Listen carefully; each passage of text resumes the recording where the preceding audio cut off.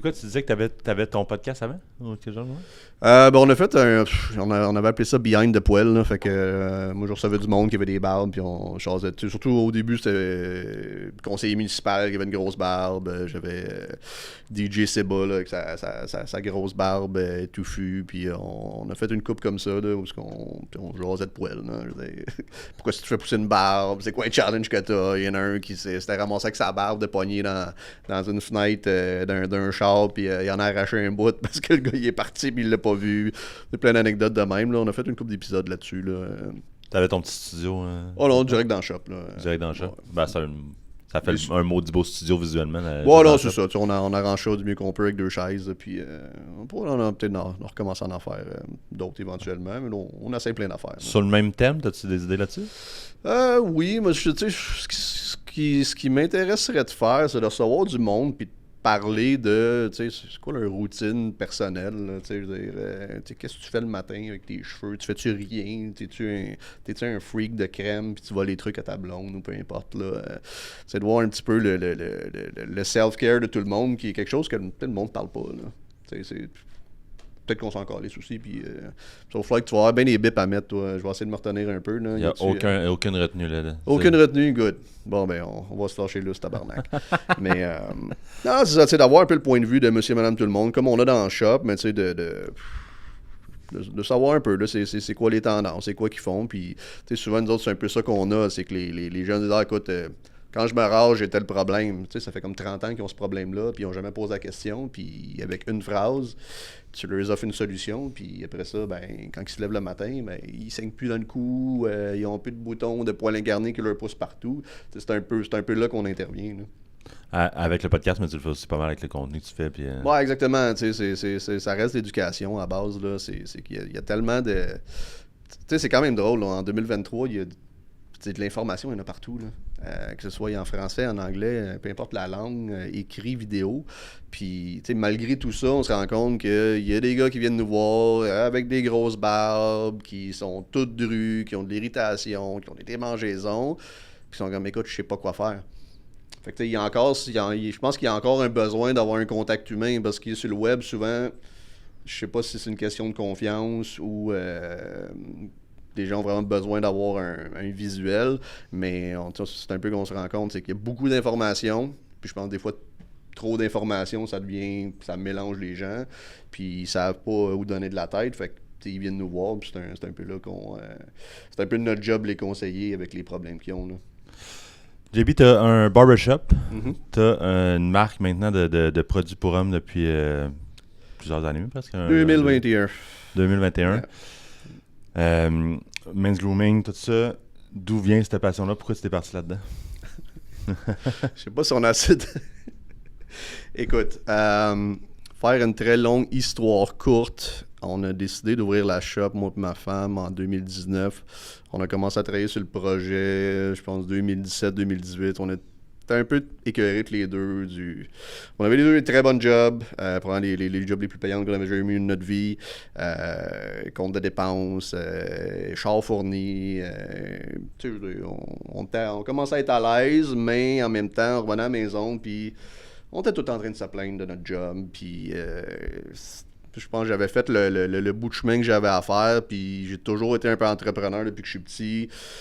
J'ai toujours eu des side projects, certains qui ont marché, certains qui n'ont pas marché, évidemment, mais on cherchait quelque chose d'autre, puis on est allé à Toronto en vacances avec les enfants. On rentre dans un barbershop, puis je suis un peu amateur de cigares dans la vie, puis on rentre dans une espèce de barbershop qui vendait des cigares, avec un gros humidor walk-in avec une boutique, puis on a comme complètement trippé sur le concept. Fait que c'était un peu ça notre idée de base. Finalement, le plan d'affaires et tout, là, l'idée des cigares a un peu pris le bord, là, côté faisabilité, législation et ainsi de suite. Fait que fallait trouver quelque chose. T'sais, on voulait pas juste avoir un barbershop. On voulait pas juste avoir des chaises. On voulait avoir quelque chose de différent peut-être une place où les gars aiment aller, puis où ils vont trouver quelque chose d'autre que juste une coupe. Puis évidemment, tout le marché du men's grooming, les huiles à barbe, ces produits-là devenaient de plus en plus populaire. Fait que au début, on vendait un petit peu de vêtements, un petit peu de produits. Puis quand on a vu que le côté produit là, commençait à devenir de plus en plus important, on avait de plus en plus de questions puis de clients qui venaient en acheter, ben on a expansionné les gammes tranquillement pas vite. Puis aujourd'hui, je te dirais, c'est quand même facilement 80-90% de la superficie de notre boutique qui produit de rasage, produit pour la barbe, produit pour le corps. Puis évidemment, ben, quand la pandémie est arrivée, on n'avait rien d'autre à faire que de se partir une marque de produits. Fait que c'est un peu comme ça que ça s'est passé. Tu as commencé avec quoi? Quand tu parles de ta marque de produits, tu parles naturellement de Nelson & Floyd. On en a un produit ici. Tu as commencé avec quel produit quand tu dis j'avais rien d'autre à faire que ça? Ben, rien d'autre à faire que ça. Nous autres, on a ouvert 6 mois avant le début de la pandémie. Fait que, puis en plus de ça, c'est que on venait de passer notre premier Noël qui était super le fun, mais on sait tous qu'en janvier, février, après ça, c'est un peu la grande noirceur qui arrive là, dans le côté retail, service et ainsi de suite. Fait qu'on a eu 2 mois quand même assez tough au début. C'est tellement tough, honnêtement, là, que même avant la pandémie, là, après ces 2 mois-là, on était comme, t'as un petit peu, là, le compte de banque commence à être à sec. Puis la pandémie arrive, puis là, on est comme, écoute, on va faire quoi, là? Fait que, longue histoire courte, on avait déjà notre site web, on vendait déjà beaucoup de produits. Puis tu sais, moi j'ai comme analysé tout ça, faire écoute, si on réouvre ou quand on va réouvrir, avec les marges qu'on a là en ce moment, qui sont quand même assez minimes là, dans le domaine de la coiffure, là, on ne sera pas capable de survivre après. Là.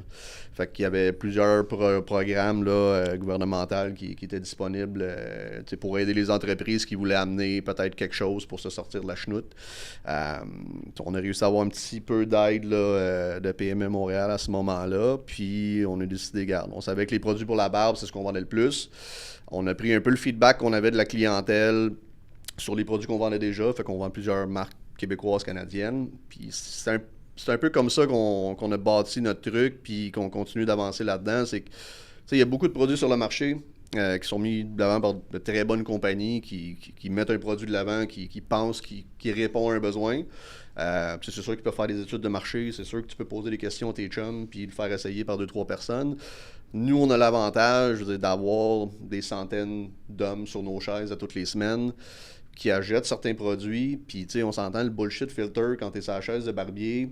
Si le produit, tu l'aimes au début, puis tu l'aimes plus dans 2 mois, on se dit les vraies affaires, fait qu'on s'est rendu compte rapidement que les produits que les gens achètent puis trippent dessus sur le coup, souvent, ben, au bout de 2-3 mois, c'est comme « Ah, si, l'odeur est trop forte, je suis plus capable. » Ou Ma femme, elle aime pas ça. » Fait qu'on a décidé vraiment de concocter des produits qui répondaient vraiment aux besoins puis aux demandes qu'on avait de la clientèle. Puis on a jumelé ça un peu avec notre expertise que on sert de ça à journée longue, là. On a une petite idée de quel type d'huile, de baume qui fonctionne pour quel type de poil. Fait qu'on a tout mis ça ensemble. On a sorti nos premiers produits pour la barbe, puis c'est devenu comme rapidement, sans même qu'on le mentionne à notre clientèle, que c'était nos produits, les produits qui se vendaient le plus. Fait qu'on a un petit peu build-up là-dessus, puis après ça, ben on écoute le monde, là. C'est comme ton feedback en temps réel, carrément. Non, c'est comme c'est notre laboratoire, là. Je veux dire, c'est notre lab, carrément. Avant de mettre un produit sur les tablettes, on l'essaye nous autres mêmes, premièrement sur nous autres. On l'essaye côté barbier. Ça passe-tu le test du temps? Là, ça passe-tu le test de je l'ai essayé une fois, j'en veux encore? Ou je l'ai essayé une fois, c'était le fun, mais j'aime pas ça. Fait que c'est un peu la chance qu'on a d'avoir cette espèce de petit cocon-là à Verdun. Puis de tester nos trucs. Regarde, on teste nos produits sur des humains. C'est ce que je te dise. On est croche de même. Alors, je pense que ça sonne correct. Tu disais que c'est rendu la majorité des produits que tu vends en boutique, c'est rendu Nelson & Floyd? Non, la majorité des produits qu'on vend en boutique, c'est vraiment produits grooming. Là. Fait que, au début, comme je te disais, on vend un peu de vêtements, on vend des accessoires, et ainsi de suite. Je te dirais, en ce moment, c'est sûr que notre gamme est quand même assez petite, puis on l'expand tranquillement pas vite, puis éventuellement plus vite que tranquillement pas vite. Mais on essaie de garder quand même de la place pour d'autres marques québécoises ou canadiennes qui vont chercher quand même des besoins que notre marque à nous comble pas ou comble moins, parce que je veux dire, on peut pas amener un produit qui va faire pour tout le monde, puis on n'a pas la tête assez enflée pour faire comme on est meilleur que tous les autres, vous allez acheter ce que nous autres on fait. S'il y a des gens qui veulent des produits 100% bio, ben on a une option. S'il y a des gens qui veulent des produits qui ont des odeurs un petit peu plus parfumées, ben on a des options. Puis je te dirais, même sur le web, on va toujours se garder un éventail pour aller essayer de rejoindre le plus de monde possible. C'est un peu ça notre mission. Là. Avec Nelson & Floyd, ta gamme de produits en ce moment, ça ressemble à quoi? T'as des savons que t'as emmenés? Ouais, on a commencé avec des produits pour la barbe, comme je t'ai dit. Après ça, on a sorti cette patente-là. On en parlera après parce que... Oui. Ça va faire un segment, ça. Ouais, c'est ça. Puis, si je parle trop, dites-moi là en même temps. Là. Mais on a sorti les produits pour la barbe, les savons 100% naturels. Il y avait un gros buzz. Là. Il y a plein de marques américaines là, qui font plein de promos là-dessus. Je te dirais, on réinvente pas la roue. On regarde un peu ce que les gars nous parlent, puis on essaye d'amener notre version d'eux en faisant faire ça le plus localement possible, avec la meilleure qualité possible. Fait que ça a été les savons très bien faits aussi. On vient de sortir on vient de sortir il y a quelques mois un savon qu'on a comme basé sur la recette des épices à steak de Montréal, qui était un peu comme un... C'était une idée que j'avais dans la tête, fallait que je le fasse. J'assumais le fait que ça serait peut-être pas bon. Mais finalement, écoute, l'odeur est tellement unique puis agréable que là, on est en train d'essayer de tester, de répliquer la fragrance dans nos produits pour la barbe puis éventuellement sur la ligne. Fait que ça a été produit pour la barbe, savon. Juste me mettre en contexte là-dessus. Ton savon sent les épices à steak. Tu te laves avec, tu sens les épices à steak? Écoute, tu prends la base des épices à steak de Montréal. La seule chose qu'on a fait, c'est qu'on a enlevé évidemment l'ail et l'oignon. Mais tu sais, t'as des ingrédients comme des grains de coriandre qui est très citronné. T'as du poivre rose, du poivre noir. T'as un petit peu d'aneth dedans. Fait que ce qui est particulier, c'est que si tu sens le savon, tu vas trouver qu'il sent bon. Puis tu verras pas tout de suite le fait que c'est basé sur les épices à steak. Mais si je te fais sentir des épices à steak tout de suite après, tu vas voir la connexion immédiatement. Fait que c'est assez subtil pour que ce soit agréable et pas juste une joke là, qui va finir dans les poubelles. Mais en même temps, tu vois qu'il y a un lien. Fait que, tu t'es dit, je me pars un tri, ça me tente, ça c'est mon projet en tête, puis finalement, c'est un bon vendeur. Ah non, écoute, c'est le savon qui se vend le plus en ce moment. Là. C'est vrai? Oh, celui qui se vend le plus? Yeah. Tu l'as emmené ici? On le sent-tu à travers cette j'en ai un qui est ouvert dans le petit sac qui est quelque part sur la table, là, si tu veux le prendre. En plus, toi, on te met là-dessus. Sinon, ça, tu étais sur ça fait quand même longtemps qu'on se connaît. Un bon 2 ans. Quand t'as parti ça, le Nelson & Floyd, on n'était pas sur le même branding. Récemment, tu as comme refait ce branding-là. On va en reparler après. Il faut que je chante cette histoire-là. Ouais, là, mais on va voir celle-là. On va essayer de le libérer. Épices à steak, ça. On les emballer comme des petits steaks dans du papier de boucher, évidemment. Pas fou. Yeah. Puis en plus, ils ont de l'air des petits steaks crus. Ah ben oui, mon Dieu, ça a l'air d'un steak. Yeah. C'est trop bon. On va sentir ça. Ah, quand même. Il y a une connexion qui est là, certainement. Ah, ouais, c'est tellement drôle que tu aies fait ça de même. C'est pas genre désagréable. Là, non, ça sent bon. Là. Yep. Genre, je serais pas gêné. Là. C'est tellement drôle. Ça sent tôt. La pire, quand c'est arrivé, tu sais, moi, écoute, j'étais comme, écoute, ça soit une très bonne idée ou une très mauvaise idée. C'est un des deux. Finalement, c'est une bonne idée. Yeah. On a même fait mettre des grains de coriandre puis de poivre qu'on cassait dedans là, comme exfoliant extra greedy. Là, tellement greedy qu'au début, les clients disaient écoute, c'est trop rough. Là. Nous autres, on voulait vraiment comme, simuler la brosse de métal sur le barbecue. Là. Tu veux te désincruster là, après avoir passé une demi-journée à jouer en dessous de ton char dans l'huile. Fait qu'on l'a fait diminuer avec le temps. Là. Il était un petit peu plus... C'est tellement cool ce concept-là. Là, tu arrives avec ce produit-là, t'es un barber, fait que t'en parles à ton monde qui est là, hey, j'ai sorti ça. Non, le monde sont sûrement étonnés. Ok, je vais t'en acheter un. Après ça, t'as le feedback la fois qui vient d'après. Ah, il est trop greedy. Toi, tu peux travailler ton produit. Il revient, tu te dis, hey, on a travaillé mon produit. Il est trop greedy. Honnêtement, là, ça a été 3 batchs avant de. Tu sais, si t'attends d'avoir le produit parfait, là, soit tu vas dépenser une fortune si tu as bien de l'argent, vas-y. Mais même ce que tu penses qui va marcher, puis comme ça, là, c'était comme une idée de débile un peu, là, mais on parlera de ça après, ça nous est un autre. Mais ce que j'ai appris avec le temps, c'est que attends pas que ça soit parfait, fais-le, même si c'est en autant que c'est acceptable, que ça a du bon sens. Si le produit n'a pas de sens, c'est une autre affaire. Mais même s'il y a des petits tweaks à faire, mais c'est un peu ça. Premier batch, ben on l'apprend, OK, on sait qu'il y a des petits tweaks à faire. On fait faire des petites quantités. Après ça, on en fait faire un petit peu plus. On tweak encore. Puis quand on est confiant qu'on a un produit qui se vend bien, que le feedback est bon, ben après, là, on pousse ça. Tu sais, c'est comme cette patente-là. Là. Si on n'aurait pas testé ça à small scale, puis on se serait mis à vendre ça partout, tu sais pas, là, tu sais, qu'est-ce qui va arriver dans 6 mois. Là. C'est quoi ce produit-là? Parlons-en un peu. Le débrousse, ça, c'est un autre flagos.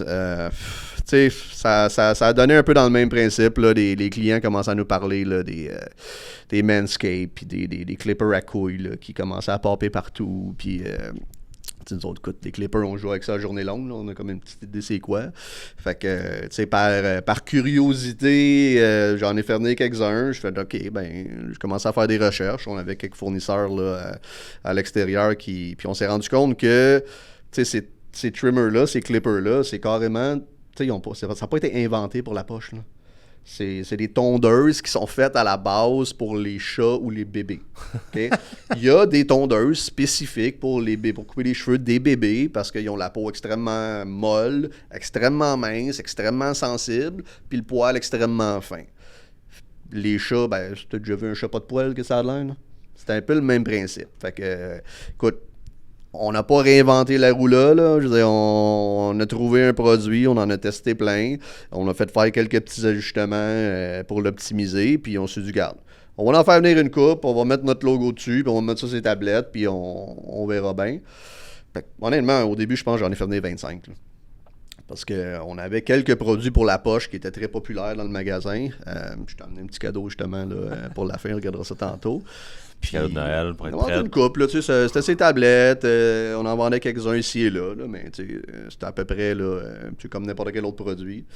Puis, tu sais, à un moment donné, on finit de tourner des vidéos pour notre chaîne YouTube pendant une journée, puis Keegan, qui était la personne qui m'aide avec les vidéos, qui shoot les vidéos, qui les édite et tout, commençait à avoir beaucoup de traction sur TikTok. Je pense qu'aujourd'hui, Keegan est rendu à comme 2 millions et plus de vues. Là. Il se promène partout sur la planète à faire des vidéos de chiens. Mais il dit, tu devrais essayer. Je suis comme, écoute, là, ça fait 2 fois que je mets du stock là-dessus. Ça marche pas. J'ai pas temps de dire, non, à la fin de la journée, là, on en shoot une coupe. Puis de là est venu le vidéo avec la tuque orange, là, top of my head, brûlé bien raide à la fin d'une journée. Je le regarde encore. Je fais comme, écoute, je sais que j'ai l'air fatigué. Mais on shoot ça. J'ai ça dans mon téléphone. Garde ça dans le back pocket. À un moment donné, je décide de le poster, comme peut-être 2-3 semaines après, à 10h le soir, random. Je me réveille le lendemain matin. Tu sais, Shopify, là, quand tu as des ventes qui rentrent, là, ça fait des notifications. Picling. Là, j'étais comme, écoute, dans la nuit, mon téléphone était sur silence. Fait que j'entendais des vibrations. J'étais comme, écoute, là, ça doit être des messages. Le lendemain, à 1h, il n'y a plus rien. On a tout vendu. Là, on m'écoute, out of stock. Finalement, ça a pris, je pense, 3 mois avant qu'on soit capable d'en commander assez pour remplir la demande puis d'en avoir en stock. Là, ça partait, ça revenait. Puis, c'est moi qui me disais, ça va toffer une semaine, là, ça va retomber après. Ben, ça a été plusieurs mois, puis aujourd'hui, ben, c'est encore un de nos meilleurs vendeurs. Là. C'est comme quoi une idée, même le packaging, la patente, là, ça c'est le nouveau, mais le vieux, je l'avais patenté moi-même sur le coin d'une table sans vraiment penser que ça allait exploser à ce point-là. C'est un product market fit, veux pas, parce que c'est aussitôt que t'en parlais, le monde en voulait. Fait que non, exactement. C'était une autre affaire, comme je disais tantôt au début. Je regardais les reviews des autres compagnies, puis j'étais comme, ça se fait ramasser pas mal. Il y avait bien des commentaires négatifs, du monde qui était pas content. Là. Écoute, je regardais les ads d'autres compagnies, puis c'était juste ça, là, du monde. Écoute, c'est de la merde, c'est ça. Moi, j'étais comme, C'était quoi les problèmes? Ben, le monde se coupait avec pareil, tu sais. Mais tu sais, c'est pas une technologie de la NASA qui fait vaporiser le poil. C'est fait pour un bébé. Là. Fait que théoriquement, c'est plus safe qu'un clipper normal. Mais tu sais, on s'entend, là, on est-tu bon, nous autres, à regarder les instructions quand on achète un meuble Ikea, là? Mais je peux te garantir qu'il y en a qui lisent même pas les instructions avant de mettre des lames sur leur poche. Là. Fait que là, on s'est dit, écoute, on veut pas que ça... Tu sais, on sait que c'est un bon produit, là, on s'en sert, on sait qu'il marche, on a du bon feedback de la majorité des clients, mais on voulait juste pas que ça soit mal utilisé, puis mal interprété non plus. Fait qu'on... Tu sais même, à un moment donné, on dit, écoute, faire des vidéos qui expliquent ce que ça fait pas, puis comment s'en servir. Puis, tu sais, ça a été l'approche qu'on a eue du début. Ça a probablement fait en sorte qu'on s'est retenu d'ouvrir trop la machine parce qu'on voulait vraiment être sûr de contrôler le message comme il faut, que les gens savent comment s'en servir, savent ce que ça fait, puis savent à quoi s'attendre. Puis, je dirais aujourd'hui, la majorité des reviews sont excellents, puis, tu sais, on s'entend, on n'est pas tous fait pareil, là. On n'a pas toute la même dextérité manuelle non plus. On a rajouté des accessoires pour faire en sorte que ça soit plus sécuritaire. On vient de sortir une lame flambant neuve que personne d'autre a. Fait qu'on travaille quand même à optimiser la patente, mais je pense comme n'importe quoi d'autre qu'on fait, c'est l'éducation de ça sert à quoi, ça fait quoi, voici ce que ça fait pas. Puis si tu as besoin d'aide, ben les outils sont là pour que tu t'en serves comme il faut. JB, c'est tellement facile de parler avec toi que je vais te poser la première question que c'est mon carton. Je te dis, arrête-moi parce que moi, j'arrête plus, là. Non, mais revenons à la question que je posais tantôt pour ton nouveau rebranding. Tu as parti ça quand même assez récemment. C'est quoi l'idée derrière? C'est quoi on peut même monter le produit aussi, là, on envoie un extrait de ça. Ben, tu sais, comme je te disais tantôt, on a parti ça avec les moyens du bord pendant la pandémie, là. Fait que... le logo, ça a été une patente à 200$ Fiverr. La majorité du packaging, je veux dire, j'en ai fait une grosse partie moi-même. Fait que, tu sais, c'était le fun, mais tu sais, l'identité était le fun, mais là, on commence à avoir de plus en plus de demandes. On a des magasins qui veulent vendre nos produits. On veut expansionner la gamme.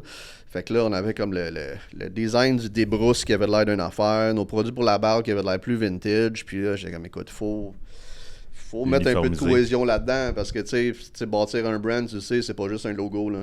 Ben, ça peut être juste un logo, mais c'était comme de mettre une identité là-dessus, puis de faire en sorte que ce soit du packaging au logo, au branding, que tout se suive pour ce qu'on veut communiquer puis ce qu'on veut faire. Fait qu'on voyait qu'il y avait une petite distorsion, ce qui était normal, parce que on a fait ça, comme je disais, avec les moyens du bord. Fait que c'est comme, OK, ben, voici ce qu'on a, comment est-ce qu'on fait pour raffiner tout ça, pour lire le message un peu, faire en sorte que on veut offrir des produits qui ont un certain niveau de qualité, avec une certaine image. Fait que c'était comme important de travailler ça comme il faut. Puis on a pris le temps qu'il fallait pour le faire. Là. On a travaillé quand même là-dessus pendant au-dessus de 6 mois. Même encore aujourd'hui, il y a encore un peu de raffinement à faire au niveau du site web et tout, mais on voulait vraiment arriver à quelque chose de bien fait qui représente vraiment le niveau qu'on va aller chercher. Là. Es-tu content avec le niveau que tu es allé chercher avec ça? Écoute, honnêtement, c'est quand même drôle là, pour un gars comme moi qui touche à tout, qui fait tout moi-même, avec les moyens du bord, de travailler avec des professionnels au niveau graphique, au niveau marketing. Ben, c'est comme, OK, moi, je suis capable d'amener ça jusque-là avec les moyens du bord. C'est la chose qu'il faut que tu fasses au début, mais si tu veux amener ça en haut, puis écoute, je vais t'aider avec toi, ce qui est quand même drôle, c'est que le logo au début, cette version-là, j'étais comme, oh non, c'est pas ça. On a fait faire 3 révisions, puis finalement, j'étais comme, non, on revient à ça. J'ai appris aussi que l'impression que tu as quand tu reçois, ça avec la façon que c'était écrit quand je l'ai vu, je suis comme, mais non, ça n'a pas de sens, ça, c'est tout croche, là, le monde sur son programme de le lire. Mais tu digères ça pendant 2-3 jours, puis après ça, des fois, ça flippe. Fait que côté logo, on a vraiment été chercher quelque chose. On voulait être dans le vintage un peu, mais tu sais, on voulait comme être un peu in-between. Là. Pas trop vintage, là, on voulait pas aller là, dans le style trop rétro non plus, mais garder une espèce d'essence un peu industrielle, un peu organique, qui représente un peu le vibe qu'il y avait dans les années 20, dans les années 30, où tout le monde était bien habillé, là, no matter what. Là. Je veux dire, tu regardais une photo du Forum de Montréal là, en 1940. Là. Tout le monde était en 3 pièces avec un chapeau. Là. Fait que c'est d'espèce d'aller chercher cette vibe-là, cette espèce d'importance de self-care, puis de mettre ça dans une boîte, puis trouver la façon de le faire, puis ça connecte avec le monde d'aujourd'hui. Puis, je pense que je suis assez content de ce qu'on a été capable de faire jusqu'à date, puis on est comme super excités pour la prochaine année là, de pousser ça à large. Tu disais que les noms, Nelson and Floyd, même le barbershop qui s'appelle Dillinger, s'inspire aussi d'un peu des voleurs de ces années-là. Là. Nelson and Floyd, c'est inspiré de Pretty Boy Floyd puis Babyface Nelson, là, qui étaient des gangsters notoires là, des années 30, là, qui étaient un petit peu dans la même gang que John Dillinger. Fait que c'est encore là, des dudes genre, qui faisaient un peu les trucs à leur façon, qui faisaient modifier des Ford V8 là, pour être capable de se sauver de la police. Mais tu étais toujours habillé, il y avait cette espèce de petite attitude un peu comme arrogante là, qui est comme, écoute, là, regarde, moi je fais mes affaires. Puis, Qui est un peu inhérent à ce que tu fais aussi. On fait les trucs à notre façon. C'est sûr qu'on va chercher de l'inspiration à gauche, à droite, mais on essaie vraiment de faire ce qu'on veut faire de la façon qu'on veut. Parce que c'est ce qu'on veut faire, mais parce qu'on sait aussi que c'est en ligne avec ce que nos clients nous demandent. T'sais. Il y a une petite, tu me disais là, juste avant qu'on enregistre, qu'il y avait une petite ingéniosité non seulement sur la marque Nelson & Floyd, mais sur le débrousse en tant que tel que tu as amené ici avec... Parle-nous de ça 2 secondes. Si tu regardes le DB, c'est sûr que c'est une tondeuse pour le corps, puis qui est aussi spécifique aux parties. C'est une idée que je me mords les lèvres de ne pas avoir eue, mais comme je te disais, on a travaillé avec les finissants de l'école d'infographie locale, puis ils nous ont présenté des packaging différents pour certains de nos produits, puis il y a un élève qui est arrivé avec le DB minuscule comme ça, qui est collé un à côté de l'autre. Je vous laisse faire votre image mentale. Là. Fait que le clin d'œil est subtil, mais il est là. Je voulais pas que ce soit trop... ça n'a pas besoin d'être trop manly, ça n'a pas besoin d'être trop exagéré, mais c'est là, c'est petit. Puis, en même temps, un autre client m'a fait remarquer, il dit « Ah, je pensais que c'était pour Dillinger's Barbershop ou Dillinger's Boutique. » Fait que, écoute, là, c'est exactement. Quand tu donnes ça à quelqu'un d'autre, des fois, ça t'amène à des places que tu n'aurais pas pensé, puis c'est ça qui est le fun, justement. Avec cet étudiant-là, as-tu eu la chance de, comme, c'est lui qui te l'a présenté, t'as dit... Ouais, c'est le fun. Écoute, au début, c'est eux qui ont fait le guide de marque qu'on a là. Nous autres, on a fait faire le logo, on a travaillé là-dessus, les couleurs, la typo et tout.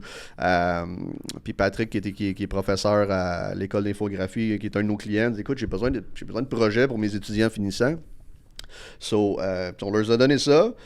Puis ils nous ont tout fait notre guide de marque au complet, puis ils nous ont présenté ça, genre une fin de journée pendant 1 heure, là, gros très PowerPoint. Très sharp, j'ai eu la chance de le voir avant, c'est très sharp. C'était un job incroyable, là, honnêtement. Là, on n'avait pas d'attente. Là. Écoute, c'est des étudiants finissants, j'ai aucune idée.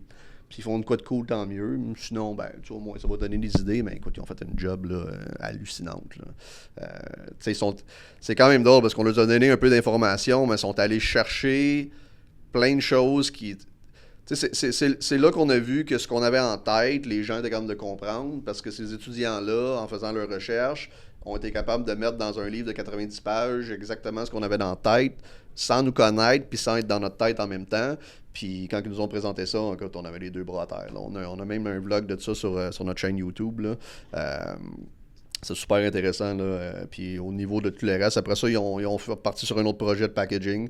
Fait qu'ils ont pris 3 produits.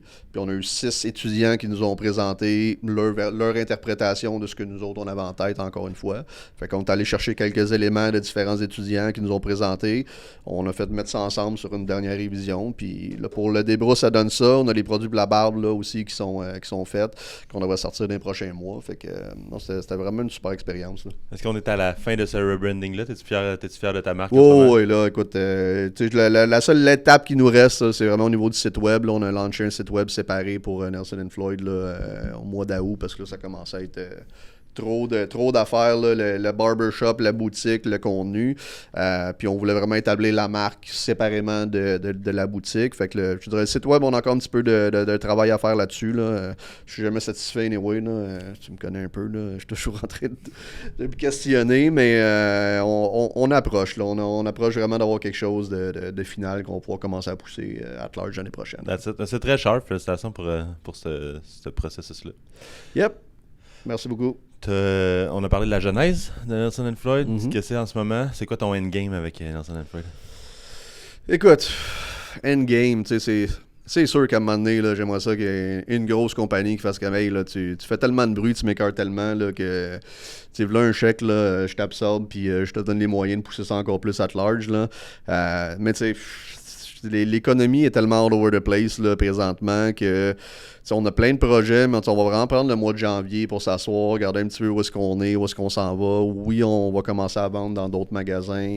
On va commencer à approcher d'autres salons. On a d'autres idées. On veut vraiment optimiser le côté retail de la boutique. Fait qu'en faire peut-être justement un genre de showroom Nelson & Floyd avec un emplacement où on va pouvoir donner du coaching sur les produits à des détaillants.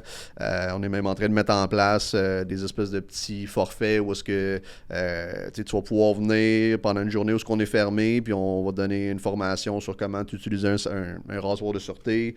Le rasage à l'ancienne revient de plus en plus. Fait que donner du coaching personnalisé, puis après ça, ben, je te dirais, j'ai plein de projets, mais j'ai pas un roadmap clair encore, mais on travaille là-dessus. On se connaît un peu, tu as tout le temps été, je pense, un gars de plein de projets, là, même avant. Mais là, j'ai l'impression que tu es sur un. J'en parlais juste avant qu'on enregistre, que tu es un peu sur ton projet de vie, mais en même temps, tu veux pas le rusher. Hein? On dirait que tu es vraiment étape par étape, je veux faire ça comme il faut, mais c'est comme. On dirait que même si tu es sur ton projet de vie, vraiment, tu vois ça, c'est une game de long terme, je veux faire ça logiquement, puis on avance pas par pas. Ben exactement, là. Tu sais, j'ai fait plein d'affaires dans ma vie, là. J'ai toujours. Le problème que j'ai eu dans le passé, c'était toujours au niveau de l'entourage, d'avoir la bonne équipe pour le faire. Puis, tu sais, je dirais pour une des premières fois, ben, j'ai mis quelque chose de l'avant. Puis je dis j'ai, mais je vais dire on parce que je ne devrais pas dire j'ai. Parce que je suis pas le seul là-dedans.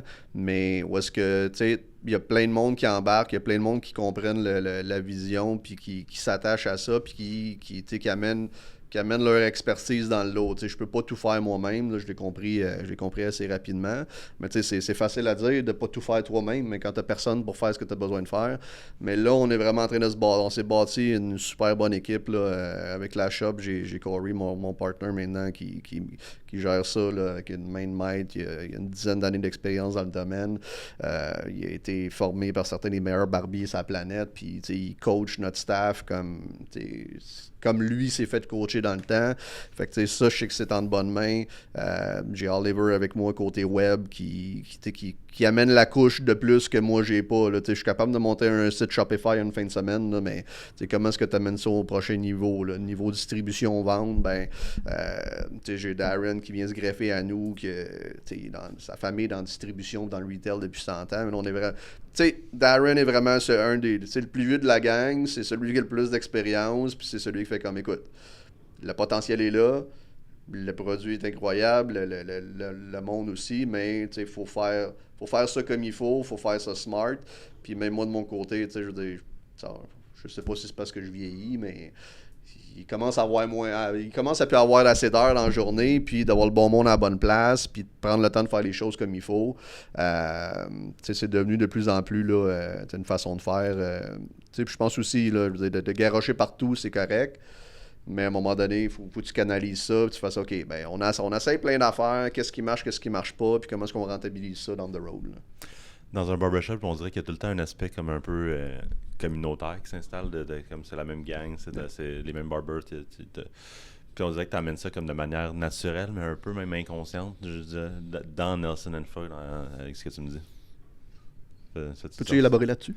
C'est moi qui pose une question. Non, mais dans le sens que là, tu es en train de créer comme une gang, on dirait, qui veut t'aider, ouais. qui fait partie du projet, mais que tu me dis, OK, on a emmené ça, mais j'ai l'impression qu'eux se sont emmenés aussi tout seuls, comme si on veut être avec toi là-dedans, puis genre c'est un beau projet, puis ça se lance là-dedans. Puis j'ai l'impression que c'est ça que... Il y a l'aspect communautaire barbershop, mais j'ai l'impression qu'elle est là dans Nelson & Floyd aussi. Ouais, parce que moi, faire tout ça tout seul, là, c'est bien beau, là, mais... C'est plate, là. C'est monter des projets tout seul dans ton sous-sol, sur ton laptop, là. C'est correct pendant un bout, là, mais à un moment donné, cette espèce d'aspect-là, justement, là, de communauté ou de monde qui comprennent exactement ce que tu fais, qui embarque. Puis, ça. Tu sais, veux pas, là.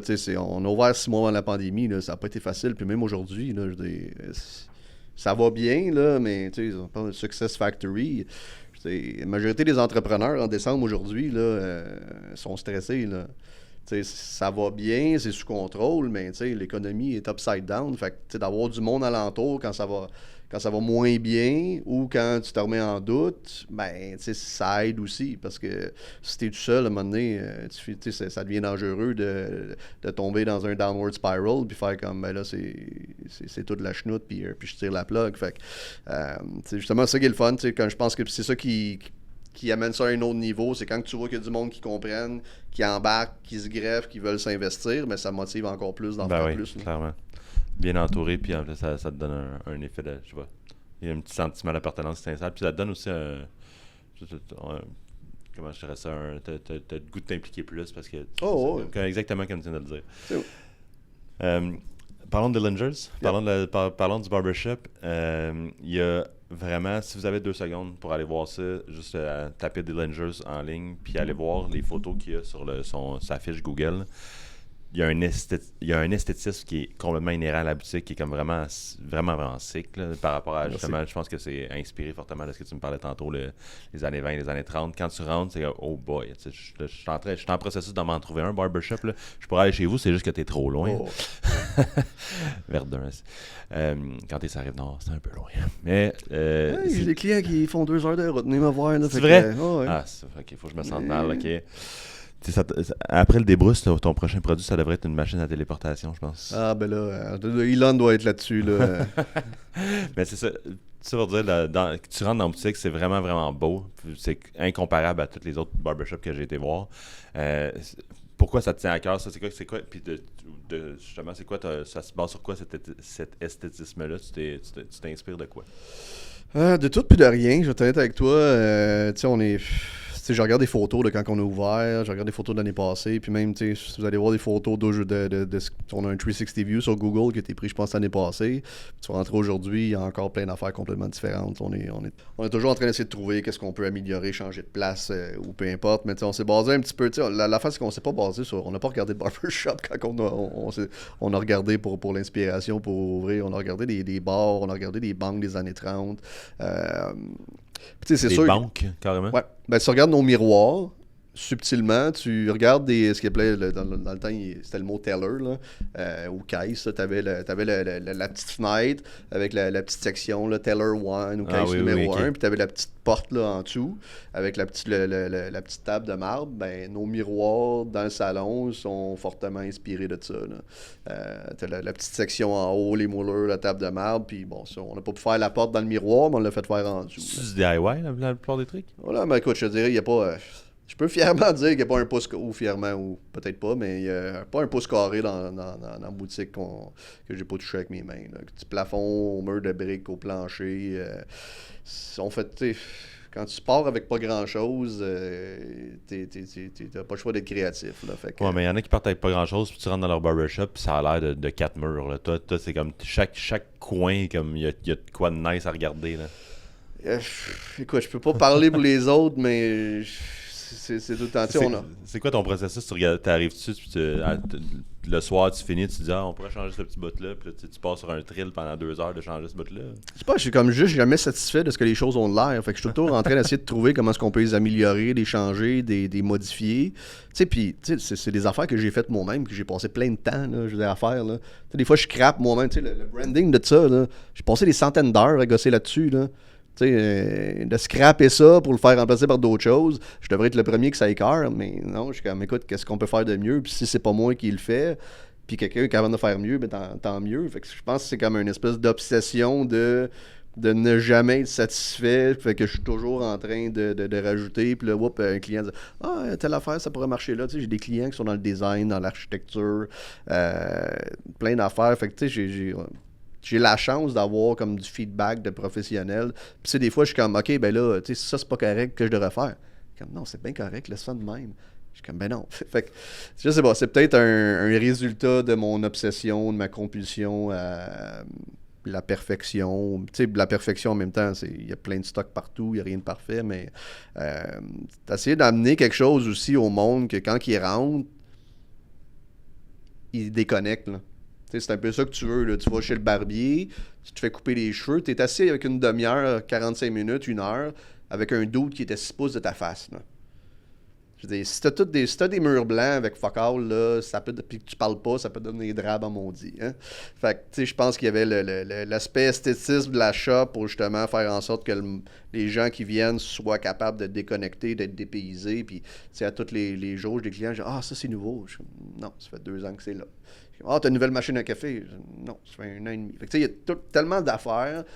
Puis là, le monde, OK, ben telle photo, c'est qui? Puis, ça part des sujets de conversation qui en finissent plus. Puis, c'est toutes ces petites affaires-là qui rajoutent à l'expérience de la patente. Fait que je pense que c'est peut-être la meilleure réponse que je peux te donner là, sans m'éterniser une autre demi-heure là-dessus. Il y a une autre affaire qui est claire quand tu rentres, parce que j'ai été 2 fois, qui semble être vraiment de quoi qui est un point de... faut que ça soit le meilleur possible, c'est le service client. Ouais. Je suis rentré, puis il n'y a pas personne qui m'a pas parlé. Puis je parlais du sentiment de communauté tantôt, j'ai l'impression que c'est vraiment là, mais le monde sont nice, puis on a l'air de comme aimer le monde. Ouais, puis tu sais, on se force pas à le faire. Tu sais, j'ai Max à la caisse. Max, il était comme un de nos clients qui nous avait découvert sur YouTube, là, qui est rendu comme notre front desk man, notre presque comme homme à tout faire. Là. Tu sais, Max, c'est notre petit kid qui est tellement attentionné, qui s'occupe des clients, qui fait les cafés, qui est toujours là pour savoir si tout est correct. Puis tu sais, même en arrière, tu rentres dans une place, puis t'as 4 dudes en arrière des chaises avec 6 dudes sur le sofa en arrière. S'il y a personne qui te regarde puis qui te fait un signe d'allô, là, ça peut être un peu intimidant. Fait que le but, c'est que ça soit invitant, c'est que le monde aime ça venir. Fait que quelqu'un rentre, tout le monde va regarder c'est qui, va dire allô. S'il y a personne à la caisse, ben attendez une minute, on s'occupe. Tu sais, je pense que c'est la moindre des choses, surtout dans une business de service, là. Tu sais, j'ai vu des barbiers là, qui disent rien pendant une demi-heure, là, puis écoute, des fois, t'es quasiment à côté, puis t'essayes d'engager la conversation parce que c'est des petits criquettes qui passent, puis ça peut être déstabilisant des fois. Fait que je pense que l'atmosphère, la convivialité, la conversation vient rajouter. Toujours la coupe de cheveux, c'est important, mais c'est souvent secondaire. Là. C'est vrai. Tu penses à un système de franchise éventuel pour ça? Je savais que t'allais tu t'en voyais venir, hein? Ah, ouais, j'en voyais venir, puis je te dirais en français, no fucking way, là. Non? Non. Pourquoi? Parce que ce qu'on a là ne peut pas se recréer. T'sais, c'est notre lab, c'est notre cocon, c'est le monde, c'est la location, c'est tout, là, tu sais. Je te dirais pas d'ouvrir peut-être d'autres concepts un petit peu plus côté retail, ou j'ai toujours plein d'idées, là, mais tu sais, je suis du genre de gars qui veut toujours avancer, fait que de te dire que je veux pas franchiser une business qui fait très bien, c'est peut-être un peu contre-intuitif, mais c'est tellement difficile au Québec d'aller chercher des barbiers compétents, parce que comme je te disais tantôt, il n'y a pas de formation obligatoire, il n'y a pas d'encadrement du métier. Tout le monde apprend avec des cours de 2-3 fins de semaine ou apprend. Moi, j'ai appris sur YouTube, là, j'ai appris par moi-même, j'ai investi dans des formations en ligne. Il n'y a pas de DEP en barbier au Québec. Je sais qu'il y en a un qui s'en vient, qui est supposé de s'en venir depuis longtemps, mais on parle d'un cours qui semble être de 8 semaines. Là. Tu vas aux États-Unis, tu vas ailleurs, c'est un cours de 1 à 2 à 3 ans avec des certifications, avec des licences obligatoires. Ici, il n'y a rien. T'sais, fait qu'on est un peu pris avec un niveau qui est très bas, malheureusement. Puis, tu sais, je vais peut-être me faire pitcher des tomates, puis c'est correct. Parler à du monde dans le restant du Canada, le niveau au Québec est exécrable à plusieurs niveaux. Puis c'est comme ça, il n'y a pas de formation obligatoire, c'est normal. Fait que le temps de former des gens ou trouver des gens qui sont assez dedicated pour apprendre puis être capable de se développer, c'est long, on n'a aucune aide, il n'y a pas de programme de subvention pour apprentis dans notre domaine. Fait que tu sais, le pool de talent au niveau où est-ce qu'on veut être est trop petit pour l'instant, tu sais. Peut-être qu'on va se reparler dans 5 ans, qu'on va réussir à former plein de monde, puis ça sera une autre histoire, mais je pense pas, dans le modèle qu'on a là, de franchiser ça, puis même côté franchise, tu sais, c'est beau vendre une coquille, là, mais c'est le monde qui est en dedans. Fait que je pense pas dans les prochaines années ou même dans le moyen terme que ça va se passer. Puis peut-être que dans 10 ans, on aura une autre conversation. Tu vas me dire, tu m'avais dit que tu le feras jamais, puis ça sera autre chose. Non, mais la force des choses est dans le changement d'idée. C'est drôle justement de voir à quel point t'as quand même l'air motivé de partir des projets qui scalent. Puis la façon de scaler, habituellement, les salons, c'est justement par là où ça te prend des chaises. Là. Puis les chaises, ça va avec la place. Puis c'est dans un tel quartier, mais there's only so many people. Oh. Mais c'est intéressant que tu le vois un petit peu différemment. Tu le vois vraiment comme ton lab, comme un petit peu un flagship store qui est là. Oui, exactement. Là, c'est la place où on teste les choses, c'est la place où on essaye des affaires, c'est la place où on développe notre expertise. Puis regarde, on verra où ce que les prochaines années nous mènent. C'est comme je te dis, peut-être dans une autre forme, d'une autre façon, mais non, je pense que c'est trop unique. Puis tu regardes, sans me péter les bretelles, ce qu'on a là, pour penser qu'on peut recréer ça de la même façon facilement. Là. Au courant de notre entrevue, puis souvent, puis à partir de ton contenu aussi, je pense, il y a souvent un aspect qui est là avec toi, qui a l'air d'être l'éducation, de faire comprendre comment se men's groom, comment utiliser tes produits, comment utiliser le débrousse, comment apprendre à bien s'occuper de ton corps puis de ton poil. Est-ce que ça vient d'une intention de comme faire connaître tes produits, puis ça part par là de créer une clientèle, ou c'est juste c'est inhérent à toi, tu veux que le monde s'occupe bien d'eux autres? Ou un mix de tout ça? Ben, tu sais, ce que j'ai appris rapidement là, en ouvrant la boutique et tout, c'est que on n'a pas été éduqués pour la majorité à prendre soin de soi-même. On a pour la majorité, que ce soit de se raser, de se coiffer ou peu importe, c'est tout quelque chose qu'on fait, mais que souvent on cherche pas plus loin. Puis tu sais, si t'as pas besoin de chercher plus loin, c'est correct. Mais tu sais, je pense qu'avec la mode des barbes qui est arrivée il y a plusieurs années, qui a un peu fait le boom des barbershops, les gars, fait comme écoute, ça pique cette affaire-là. Là. Fait qu'il y a des choses qui sont disponibles pour, qui ont été créées ou qui sont disponibles pour aider à ça, mais moi, je toujours, il n'y a pas un mauvais produit, il y a toujours une mauvaise utilisation ou une mauvaise perception. Fait que, tu sais, moi, l'important, c'est que le client sache que ça fait ce que ça fait pas, puis pourquoi qu'il en a besoin. T'sais, ça a toujours été ça. Parce que je sais pertinemment que je veux pas vendre quelque chose à quelqu'un puis qu'il soit déçu. T'sais, je pense que c'est peut-être un petit peu ça le pourquoi du comment, là, ou le pourquoi que je mise tellement sur le côté éducation. C'est que je veux que la personne qui la jette sache à quoi s'attendre, sache les effets que ça va faire, puis sache aussi ce que ça fera pas, pour qu'il ne soit pas déçu puis qu'il soit satisfait. T'sais, je pense que c'est la connexion de ça. Puis dans un domaine où il y a comme pas d'information, là. En français, en tout cas en français québécois, là, c'est un peu pour ça que j'ai décidé de mettre ma face sur YouTube là, au-dessus de 2 ans quand jamais, là, moi je faisais des attaques de panique puis je vomissais avant mes exposés orales, là. Mais quand ta business, t'as mis tout ton argent dedans, qu'il y a une pandémie qui arrive, que t'es obligé d'être fermé, puis t'essaies de trouver une façon de connecter avec le monde. Moi, quand je vois une porte qui rouge, comme écoute, personne ne le fait. Les Anglais le font, les Français de France le font, ça a l'air de marcher. Fait qu'on va se mettre le pied dans la porte puis on va essayer. Puis c'est là que j'ai vraiment vu le switch. Là. Au début, la majorité de la clientèle qui venait acheter des produits, c'était des femmes. OK? Les gars n'osaient pas. C'était madame, j'ai un ami, il a une grosse barbe, il a de l'air pas propre, t'as-tu quelque chose pour l'aider? Fait que c'était comme 70% de la clientèle qui venait pour des produits, c'était des femmes. Puis maintenant, depuis, ça fait quoi, presque 3 ans qu'on fait du contenu en ligne, c'est l'opposé. Les gars viennent comme ah ouais, j'ai vu telle affaire, ou j'ai essayé tel truc, ça marche. Le monde vient, puis il n'y a plus cette espèce de barrière-là. Là. Et puis cette barrière-là de j'ose pas, ils savent qu'ils vont avoir du monde comme eux autres qui vont les recevoir puis qui vont leur parler comme je te parle. On a toujours essayé de rester le plus authentique possible, des fois avec un petit peu plus de sérieux, des fois avec un petit peu plus d'humour. Mais c'est un peu ça qui est le fun. Puis c'est là que je vois plus que tu vois la répercussion de ça, plus que ça te motive d'en faire d'autres, plus que les gens te posent des questions que, même moi, des fois, je suis comme ah, t'as peu, j'avais comme pas pensé à ça, cette affaire-là. Là. Fait que moi, je vais aller faire des recherches supplémentaires. Puis, de produire du contenu, de l'éducation, ça nous amène même nous à s'éduquer mieux. Combien de barbiers aujourd'hui ne connaissent même pas l'histoire du métier de barbier ou l'histoire du pôle de barbier? C'est un métier qui date, qui a comme 4000 ans d'histoire. Tu fais ça à temps plein, c'est ça que tu fais pour gagner ta vie, puis tu sais même pas c'est quoi l'historique en arrière.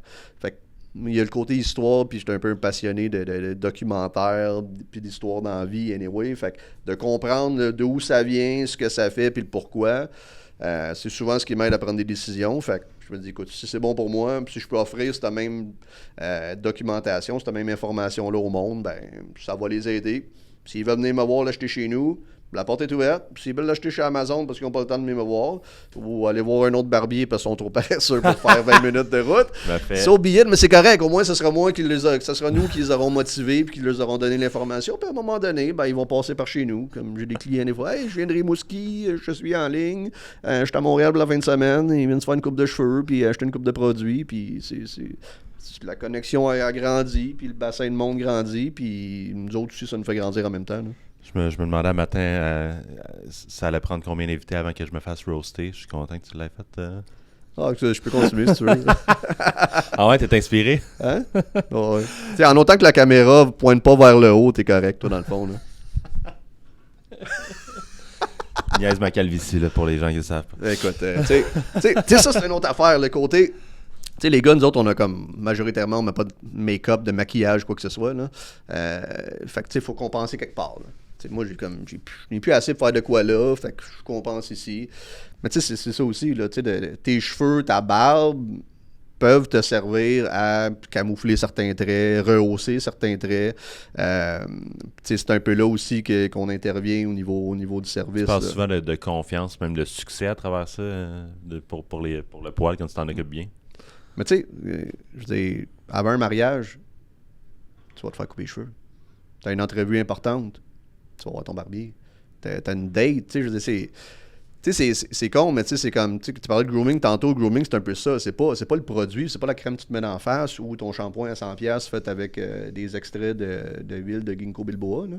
Tu te peignes le matin d'une certaine façon parce que ça te fait te sentir bien de cette façon-là. Tu sais, tu tailles ta barbe d'une certaine façon, ou tu te rases ou tu te rases pas. Mais tu sais, c'est les gestes que tu fais, c'est les produits que tu utilises, puis tout ça, puis c'est le feeling que ça te donne. En bout de ligne, de faire ça, c'est là qu'on travaille, nous autres, dans le fond. Là. Le d'autre qui se lève le matin, qui se met une casquette sur la tête, qui s'en va travailler, puis qui est bien heureux de même, c'est correct. Là. Mais tu sais, pour beaucoup, tu sais, gars, je vais te donner un exemple. Je dors avec une machine pour l'apnée du sommeil, je suis tout plaqué ici. Là. Je me suis mis du fond de teint un matin, là. Parce que sinon, j'ai des plaques rouges partout. Là. Il y en a qui écoute, ça me gosse un peu, là, je perds des cheveux. Ben écoute, on va travailler la coupe pour camoufler un peu. Tu sais, l'effet qu'on a en sortant du barbier quand tu y penses, tu sais, on raccourcit tes cheveux de genre quoi, là, 1/4 de pouce, là, ou 1/2 pouce au maximum. Là. Puis tu vois, puis on le voit dans nos vidéos, on tourne souvent des petites capsules avec des clients, puis quand ils se lèvent la chaise, là, le chest, il leur sort. Écoute, le chest arrive avant. Là. Tu sais, c'est cette espèce. Puis, tu sais, c'est con, là. T'as fait raccourcir tes cheveux de 4 mm. Puis là, tout d'un coup, tu te sens comme Superman pendant genre une journée ou deux. Là. Mais, tu sais, c'est cette espèce de feeling-là que ça t'amène qui devrait pas être 1 fois par mois ou 2 fois par mois. Là. Si t'as besoin de ça pour performer, ben, écoute, on est là. Là. C'est... Un petit marchand de bonheur à temps partiel. Ouais, écoute, il y a des coachs de vie qui vont t'aider à te motiver par des conférences. Nous autres, on a été à te motiver par la façon que tu places ta barbe, par les conseils qu'on te donne pour tes cheveux ou les produits qu'on te vend. Tu sais, comme parlant de produits. Tu vas aller le petit sac qui est là, si ça te dérange pas. Puis tu sais, je veux dire, si tu sors un soir puis t'as pas le temps de prendre ta douche, ben, on a ça. Le Below the Belt Grooming for Men. Instant Clean Balls. Let's go. C'est un nettoyant en poche. Un nettoyant en poche, let's go. Puis c'est en spray, là. C'est poup, poup. Fait que tu sais, je veux dire, que tu sois pas confiant de la poche, des cheveux, de la barbe ou du dessous de bras, regarde, écoute, on est là. Parle-moi de ça. Un petit... Quand tu startes au débrousse puis tu finis avec le Below the Belt. Ben, c'est un peu ça qui a commencé l'espèce d'obsession testiculaire qu'on a. C'est une phrase, ça. Oh, ouais. C'est drôle. Ça doit être une belle tape dans le dos, par contre, puis quelque chose de gratifiant que tu vois le monde se lever de leur chaise, ils sont comme... genre, tu les vois mieux se sentir, puis le fait de, je sais pas, de devenir, d'avoir une belle expérience aussi, de vouloir t'en reparler, ça doit être quand même cool. Là. Ouais, puis c'est ça, puis tu sais, t'as pas besoin d'avoir des ciseaux en or. Là, la personne qui a une couronne, là, je veux dire, a le même feeling que quelqu'un qui sort avec une coupe qui t'a pris 2 heures à faire. Là. C'est peu importe c'est qui, on essaie d'amener ce feeling-là à tout le monde. Fait que c'est pas parce que t'as pas beaucoup de cheveux qu'on va se débarrasser de toi en 5 minutes, là, puis ça devrait pas. Là. On est tous coupables de ça à un certain point où écoute, t'as besoin de faire X nombre de coupes dans une journée pour être rentable. À un moment donné, s'il faut juste que tu garoches du monde en dehors de ta chaise aux 15 minutes pour être rentable en leur donnant une expérience de schnout, s'il y a des gens qui aiment ça, puis c'est ça qu'ils veulent dans la vie, c'est correct, mais nous, c'est pas là qu'on est. Là, c'est une demi-heure, 45 minutes, que tu aies beaucoup de cheveux ou pas pantoute, on va compenser ailleurs. Si on peut pas compenser avec la coupe parce que tu n'as pas assez de cheveux, ben ça peut être dans la conversation, ça peut être dans la consultation, dans l'éducation. Fait qu'on essaie de traiter tout le monde, peu importe le poil qu'ils ont, qu'ils soient loadés ou pas, ben, de la même façon. Là. Puis quand tu les vois sortir de la chaise après, ben, c'est là que tu sais que... Puis les clients nous disent, là, je viens ici, j'ai pas beaucoup de cheveux, mais je me sens traité comme quelqu'un qui en avait beaucoup. Là. C'est ça. Là. Vous êtes essayé de me donner une couple d'arguments de vente pour moi. Là. C'est beau, je vais venir te voir. Là. C'est beau. Ben, de toute façon, si on te regarde de face, c'est pas un problème. Là. Ah, c'est vrai. Mais moi, ce que j'arrête pas de dire, c'est je les aime, mes cheveux, c'est eux qui m'aiment pas. Mais toi, mettons, là, tu portes une barbe. Là. Ouais. Qu'est-ce qui fait que tu portes une barbe? C'est ce que tu te rases tous les matins. C'est une question d'habitude. Ça peut être de la paresse, ou ça me tente pas de me raser, ça me fait chier. Là. Ben, c'est vrai que ça me tente pas de me raser, puis ça me fait chier. Mais je trouve ça cool quand je le fais. C'est plus une question de routine. Puis là, je pense que je suis pas rasé de 2-3 jours. Là, mais ça, d'un, il faut c'est comme ça que tu te sens confortable. Ouais. Puis que tu regardes dans le miroir, puis je fais comme ça, c'est moi, puis je suis bien de même. T'sais. C'est vrai, carrément ça. Grosse présence sur les réseaux sociaux aussi. Tu disais que ça a été dur. Tu disais que t'étais le gars qui presque vomissait devant les... je pense que t'as embelli un peu, là, mais avant les exposés. Non, écoute, moi, je collais malade là, avant une exposé orale au secondaire. Là. Comment tu fais de te dire, OK, on va faire des vidéos, là? C'est par nécessité? Ça devait faire un bout que je savais que c'était ça qu'il fallait faire.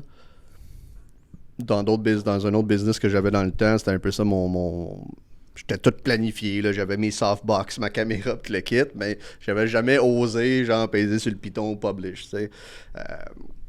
Faire une longue histoire courte, là, le premier gars que j'ai commencé à suivre sur YouTube, c'était Gary Vaynerchuk, quand il faisait son show de vin avec sa caméra à 10$ du Best Buy, là. Là, j'étais comme, t'as peu, là. T'sais, il fait de quoi? C'est laid que le Chris. La qualité est pas bonne, mais il connecte avec le monde. T'sais. Fait que là, je fais, OK, t'as peut-être pas besoin d'avoir une caméra à 15 000$ et une équipe au complet. Puis, le principe de donner de la valeur au monde sans nécessairement à t'attendre à une vente immédiate. Je trouvais que c'était comme une approche intéressante que je me suis dit, j'aimerais ça être capable de faire ça à un moment donné. Puis ça a été là, ça a pris une pandémie. Là. Je vais être honnête avec toi, là, c'était comme trouve une façon là, où va porter tes clés à la banque. Là. On n'était pas ni fermé, pas de revenus. Fait que j'étais comme écoute, j'ai toujours voulu le faire.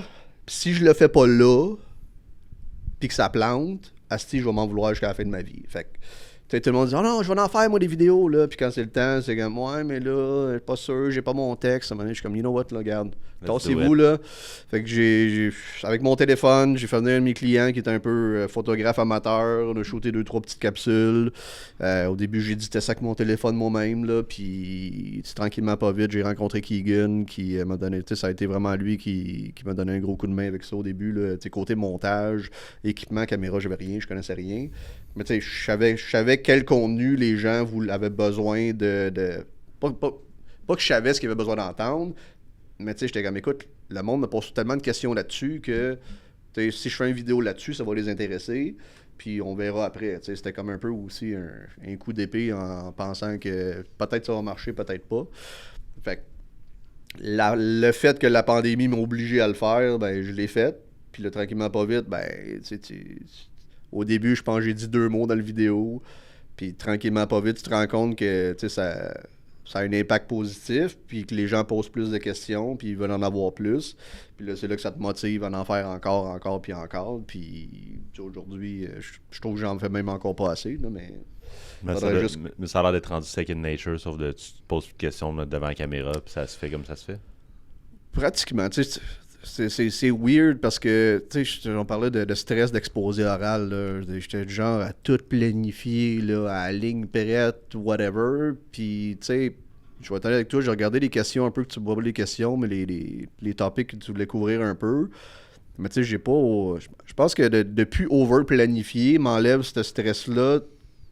C'est un peu ça des fois qui... Tu sais, quand tu planifies trop, t'as tellement comme des attentes que ça va se passer comme t'as planifié, que t'es déçu. Mais là, j'ai comme... Non, je l'ai fait, là. Je l'ai fait. J'ai des idées, des fois, je suis comme ça sort, des fois, ça sort pas. J'ai essayé de toutes les façons possibles. Bullet point, téléprompteur, top of my head. Des fois, j'ai besoin d'un, des fois, j'ai besoin de l'autre.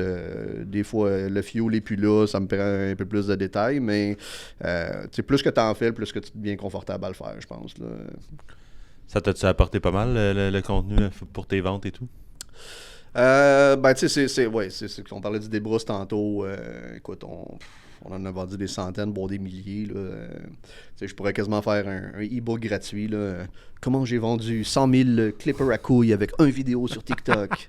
Abonnez-vous maintenant.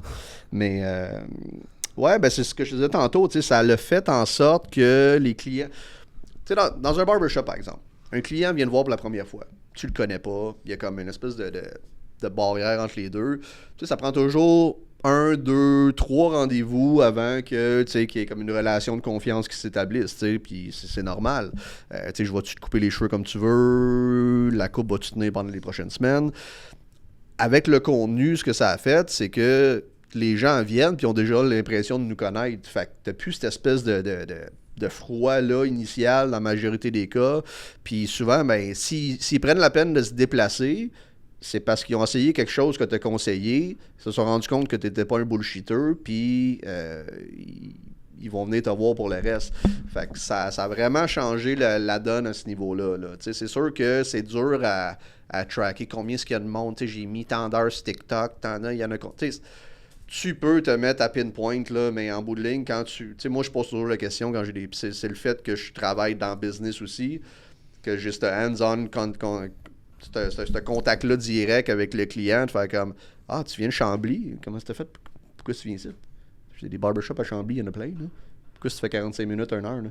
Ah, ben là, je te suis sur YouTube, j'ai ici, puis là, je suis allé dans un barbershop, puis là, leur clipper était tout sale, puis je me suis rendu compte que. Déjà plus confiance en toi, même sans aller te voir avec ce qu'on veut. Exactement, puis tu sais, c'est comme souvent, c'est là qu'on pourrait être croche un peu aussi, où est-ce que le gars arrive, écoute. Je veux m'acheter un kit de rasage, dis-moi ce que j'ai de besoin. T'sais, là, on pourrait beurrer épais, là, puis loader la facture, mais tu sais, on repart toujours de la base. Là. Qu'est-ce que tu utilises en ce moment? C'est quoi les problèmes que t'as? Tu sais, souvent, quelqu'un vient pour de quoi, puis je vais finir par pas y vendre. Là. Parce qu'avec les questions que j'ai posées, je suis rendu compte que c'est pas ça que t'as besoin. Hein. T'as besoin de rien. Fait que viens me voir dans 2 mois, puis on verra peut-être. Mais tu sais, je pense que c'est l'honnêteté aussi. Là. Ah oui, clairement. On finit avec ce sujet-là un petit varia des fêtes en retail parce que oui, l'épisode va être release le 10 janvier, je crois, mais là, on est en pleine période de fête. On vient de passer le Black Friday, les ventes, Shopify dit 1 plus 20%, d'autres sites pour au Québec disent que les ventes ont augmenté de 2 à 5% pendant le Black Friday, qui n'est pas énorme quand on compare les autres années. Mais en contrepartie, en plus, on a toutes les entreprises qui, là c'est plus rendu le Boxing Day, c'est rendu le Boxing Week, puis c'est rendu pas le Boxing, le Black Friday, le Black November maintenant, il me reste. Puis non seulement en termes de temps, mais même en termes de pourcentage de rabais, on est rendu qu'on voit des 60%, 70%. Qu'est-ce que tu en penses de ça? Ça va-tu trop loin? Ça va-tu dans le bon sens? Écoute, tu sais, c'est pas moi qui va lay out là, la solution pour ce qui est à venir, mais tu sais, je pense que là, on a vécu, tu sais, à reculer au mois de novembre l'année passée, là, on est encore en train de se demander si on allait avoir un Noël, là. Tu sais, on l'a oublié vite, là. Tu sais, moi, je suis quelqu'un qui analyse le data, qui analyse des chiffres avant de prendre quelques décisions que ce soit, qui essaye tu sais, si je vois pas qu'il y a une constante, puis que ça fait pas de sens, c'est pas parce que tu as vendu beaucoup pendant 6 mois, out of nowhere, que ça va se répéter. Là. Tu sais, le mois de janvier, février l'année passée, là, c'était la folie furieuse encore. Là. T'sais, moi, j'ai parlé à du monde dans les 6 derniers mois. Là. Ah ouais, mais tu vas voir, non, janvier, février cette année, là, ça va être la grande noirceur. Là. On va s'enlever les lunettes roses. Là. L'économie va mal, les profs sont en grève. Puis je pense que ça, on n'en parle pas assez, genre, de qu'est-ce. Puis on n'a pas le choix en même temps. Là, je peux. Oui, je suis stressé personnellement. Là. Oui, je veux dire, l'économie, on passe tout par la même affaire, mais je peux pas passer mes journées à déblatérer là-dessus puis à m'apitoyer sur mon sort parce que sinon, tu pars par en bas puis ça finit plus. Fait que, je pense que les rabais, c'est des solutions pour essayer de libérer du stock. Les ventes en ligne cette année versus l'année passée, on n'est pas dans. On en revient un petit peu dans je te dirais stabilité, mais encore là, c'est un peu aléatoire. Mais les 3 années de pandémie, là, c'était all over the place. Là. Oublie ça. Là. Tu peux pas te fier là-dessus. Tu peux pas te fier sur tes ventes de l'année passée qui étaient sorties de pandémie. Tout le monde passe sur le party. On sait que les taux d'intérêt augmentent, mais on s'en tape. On a été 3 ans en dedans. Je suis pas allé à Cuba 2 fois. Le monde sont partis sur le party, puis c'est normal. Là. Ça a été le même principe dans les années 20. Là. Ils sont tellement partis sur le party qu'ils ont interdit l'alcool. Là. Fait que, tu sais, je pense que les ventes en ligne, ça va diminuer. Tu sais, il y a un retour aussi. Le monde ressort dehors, ils veulent voir du monde. Là. C'est ceux qui ont pensé, tout le monde a commencé à acheter en ligne, là, ça va être la nouvelle réalité pour les 100 prochaines années. C'est parlant à ceux qui pensaient que le télétravail allait durer pendant 100 ans. C'est ce qui s'en vient, on ne sait pas. On va faire du mieux qu'on peut avec la réalité. Où est-ce qu'on va être dans 6 mois, dans 1 an? Moi, tant et aussi longtemps qu'on n'aura pas une stabilité d'une année complète qui a du sens. Après ça, tu fais un peu du mieux possible, mais en ligne, ça commence à être de plus en plus compétitif. Les grosses compagnies qui normalement boudaient les réseaux sociaux. Écoute, je vois des clips de Télé-Québec puis de 2 filles le matin sur mon Instagram. Là. Et ce monde-là chiait sa tête des réseaux sociaux là, il y a 6 mois. Là, ils sont tous en train de crever de faim, là, fait qu'ils se mettent tous là-dessus. Là. Ils n'ont pas grand vue, par exemple, là, mais tout change. Là, tout le monde est comme dans une espèce de période où est-ce que il y a tellement de changements tellement vite que là, c'est comme, OK, ben là, on va essayer ça, ben là, si. Puis, tu sais, je vois des pubs de Ford sur mon TikTok, comme les mêmes pubs de Ford qui sont à la TV. Y a-tu quelqu'un qui peut aller dire à ces équipes marketing-là qui sont dans le champ, là, puis qui sont en train de scraper une autre plateforme, là? C'est comme, mais vous faites quoi, là? Faut rester contextuel à la plateforme, c'est ce que tu veux dire? Ben, s'il vous plaît, là. En effet. C'était vraiment bon. Merci de ton passage à Success Factory, mon cher JB. On aurait pu partir sur un autre heure, c'est sûr. Oh, j'imagine, 2-3 si tu veux. C'est vraiment hâte ce que tu fais. C'est vraiment le nouveau Urbanding. Je l'avais pas vu de mes yeux en personne. Vraiment cool. Vraiment cool. Tout ce que tu fais en fait avec. Je pense que tu es drivé par les bonnes intentions, juste de par la manière que justement tu traites tes clients. Fait que continue là-dessus, mon gars. Merci. Puis on finit tout le temps avec la même question à Success Factory. Si on veut s'informer sur Nelson & Floyd, toi, Dillinger, comment on fait ça? Écoute, c'est sûr qu'on est sur TikTok, on est sur YouTube, Instagram. On a un site web pour notre salon et boutique qui est www.dillingers.ca. Puis on a un nouveau site web pour notre compagnie de produits qui est nelsonandfloyd.ca. Fait que les produits d'un bar, la boutique de l'autre bar, puis toutes nos plateformes là, sur les réseaux sociaux. Puis abonnez-vous à notre infolette, on va vous envoyer notre e-book gratuit. Là. Fait qu'abonnez-vous à son infolette. Allez voir pour vrai les photos en ligne du Dillinger Barbershop. C'est vraiment, vraiment sublime. Puis allez vous informer sur les produits. C'est vraiment cool. Encore une fois, un gros merci, mon cher JB. Merci de l'invitation, mon cher.